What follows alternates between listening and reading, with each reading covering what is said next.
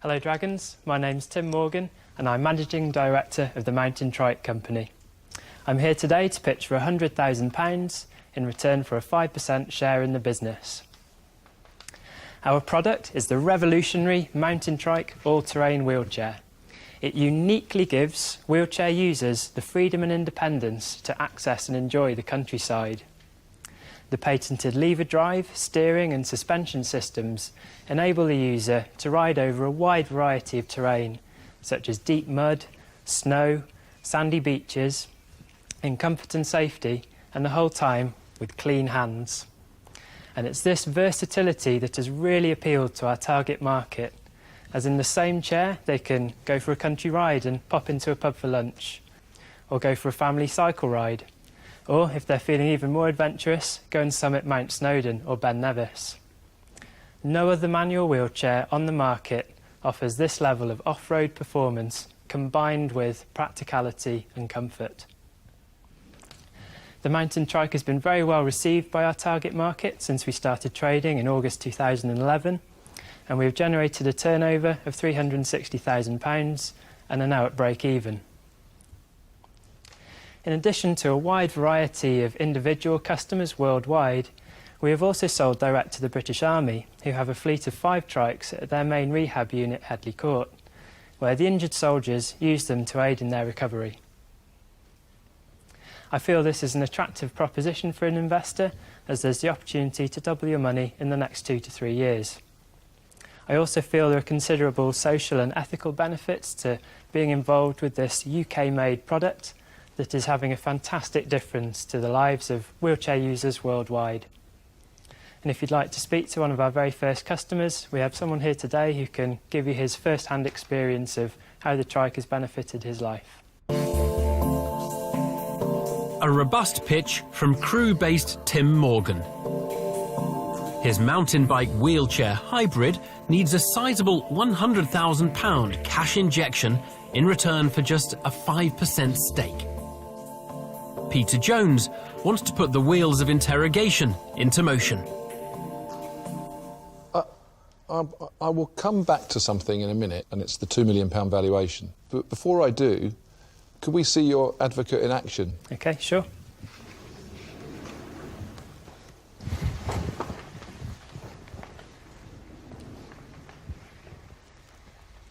Good afternoon, Dragons. Hi there. What's your name? My name's Richard. Richard, hi. Hi. Could you give us a quick demonstration of... Yep.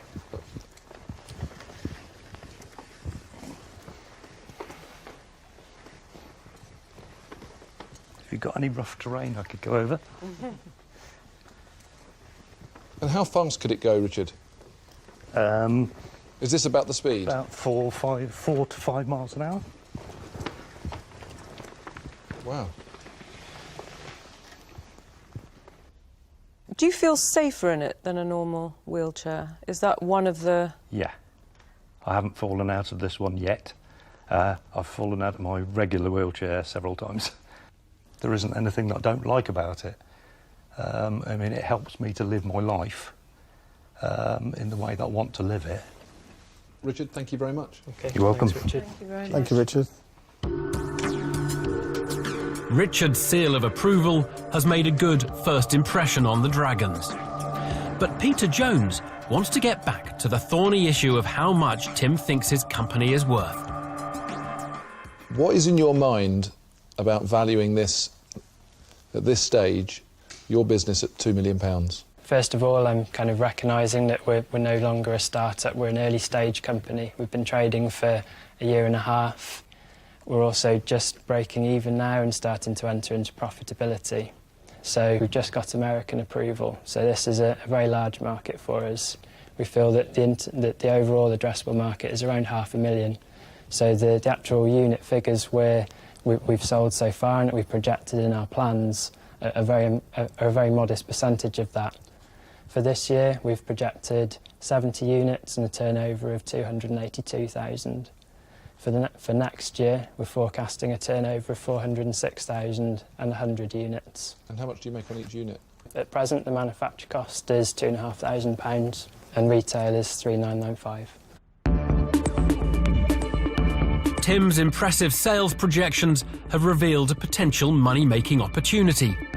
But Duncan Bannatyne suspects he's priced himself out of the market. I was pushing a wheelchair last weekend, Okay. and it's got 2 wheels, a bit of cloth between the middle. I don't believe for 1 minute it costs that sort of money.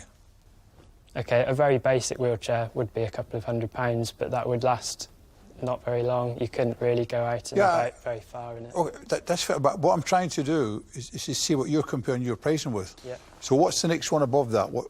So really then, you probably, there is maybe more entry-level type things which are sort of reasonably lightweight, but if someone is paralysed from the waist down, for example, they will need something like that for their kind of getting about their house to go into around the office. It's small, it's lightweight, but it's limited to smooth ground. This really is offering a whole different range of capabilities. How big is this market, do you think? In the UK, there are 1.4 million wheelchair users. What's their buying pattern, a wheelchair user?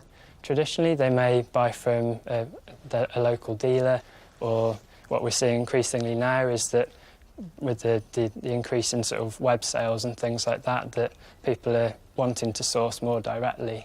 It sounds, I mean, to be honest, if I was buying a bike, certainly if I was buying a wheelchair, I'd want to sit in it. Yeah, so is that sure. not an issue when you're trying to sell online? Basically, we still have a lot of first-hand contact with the customer. So we go out on personal home demos. We have a hiring scheme where people can hire for a week or a weekend, try it at home for a longer period, and a lot of the time that's a nice sort of try before you buy method as well.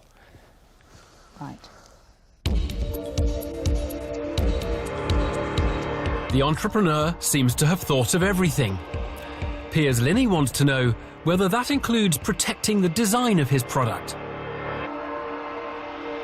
It seems to me that somebody else, not easily, but could come up with a wheelchair with levers and brakes and steering that's probably as effective as yours, but maybe not designed in quite the same way. The patents I wrote were very broad for a start, so they covered lots of different options. So someone couldn't, for example, just put the steering wheel at the front and get around it. So nobody else can copy that in any way? No, I should point out they are UK patents. Right. So I filed them when I was still a student.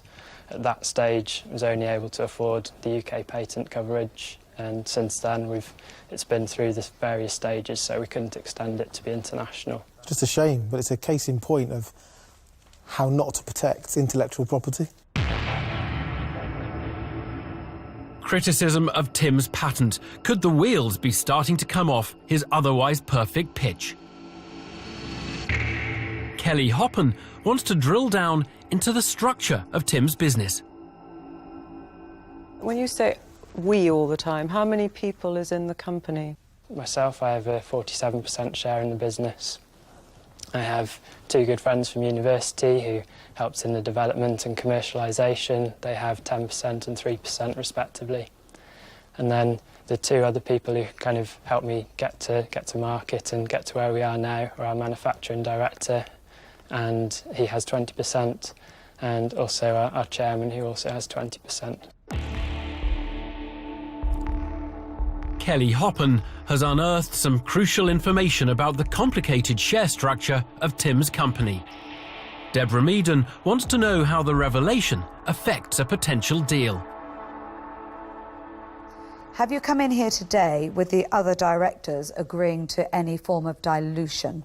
Yes, we've agreed the 5% share is the most that we can offer between us, and we've also agreed how that would break down. Myself, I'd lose 3%. And So there would be no point in me making you any offer above 5%? I'm afraid not, no. Really, for the stage we're at and the amount we've all put into it already, we can't go any higher than that. Well, I'm going to. Okay. And the reason I'm going to make you an offer, I want to force that out and for you to think that through. Or are you saying that they haven't given you the... Are you telling me that they haven't given you any rights to go above 5%? It's between all of us. We've agreed that that's the most we can offer today. Gosh, I wish I'd known that at the beginning. because I think you're great, I think it's great, and I think the valuation is crazy. And if you're honestly saying that 5% is it, I just could not reach that valuation. And is that right? So if I offered you now all of the money for 15% of the business, take it? I'm really sorry, but I'd have to say no to that. I am so sorry about that, because I would have loved to have got on board with this, but I've got to tell you, at 5%, can't do it. Yeah. So I'm sorry, I'm out.